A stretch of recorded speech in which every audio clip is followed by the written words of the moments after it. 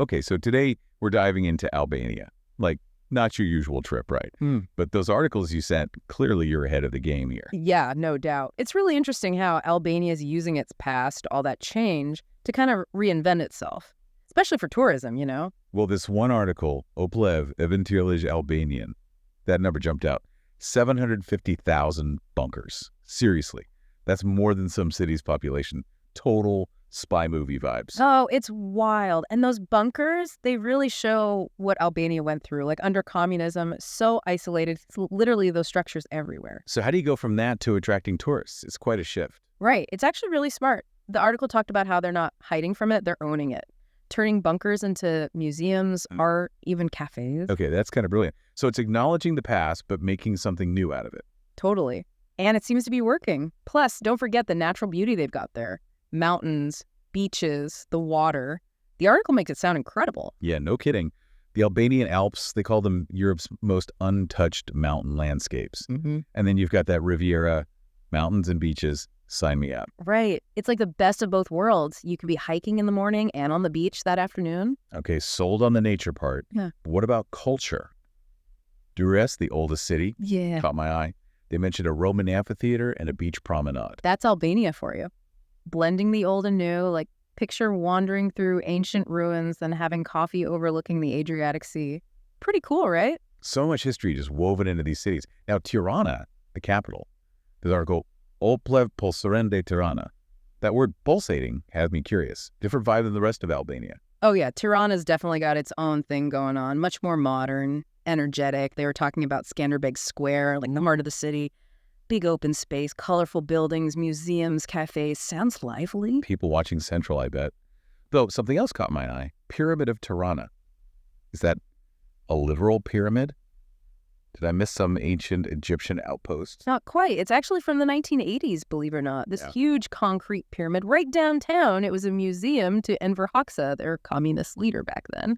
Talk about a statement piece. So what do you do with a giant pyramid once it's not a leader museum anymore? It was empty for a while. Kind of eerie, actually. But now they turned it into a cultural center. There's a cafe, a rooftop bar. They do events there.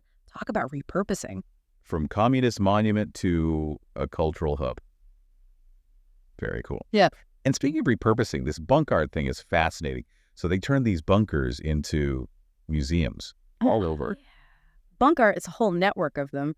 Took those cramped concrete shelters, turned them into art spaces, historical exhibits. You see everything from installations to like what life was like under communist rule. That's got to be something else. Like you're looking at art, but also this space was built for something totally different, kind of heavy. For sure adds a whole other layer to it. 1 minute it's art, next you're thinking about what it used to be. Definitely not shying away from their past, that's for sure. Yeah. Makes me want to actually experience it firsthand.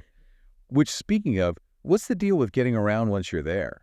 So both articles mention public transport. It's growing, but maybe not the most reliable if you want to see a lot. Renting a car seems popular, gives you freedom and all.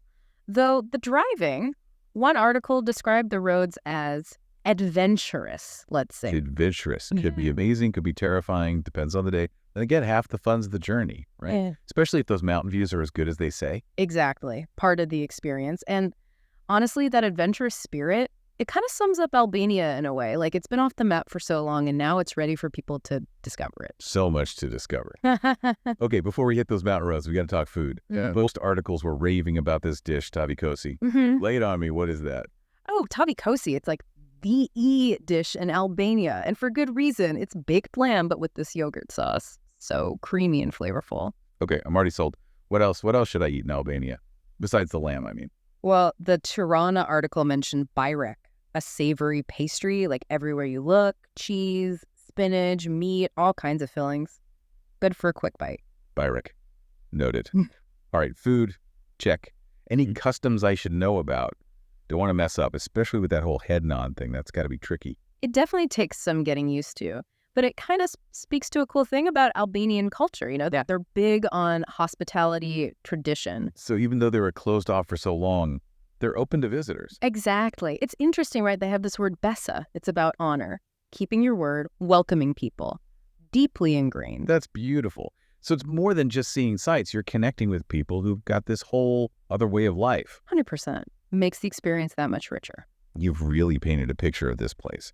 It's got the history, but that's not all it is, right? It's like stark bunkers and then these gorgeous beaches. The past is there, but there's this energy too. It stays with you for sure. And for everyone listening, this is what's so cool, right? Going deeper than just like the tourist stuff. You get the complexity, the real deal about Albania. That's what it's all about. Travel that makes you think, Yeah. challenges what you thought you knew. Yeah. And Albania seems to have that in spades. No doubt. A place to explore, learn, connect. All of it. Well said.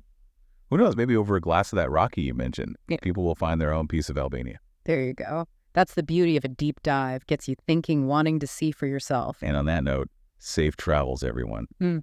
Until next time.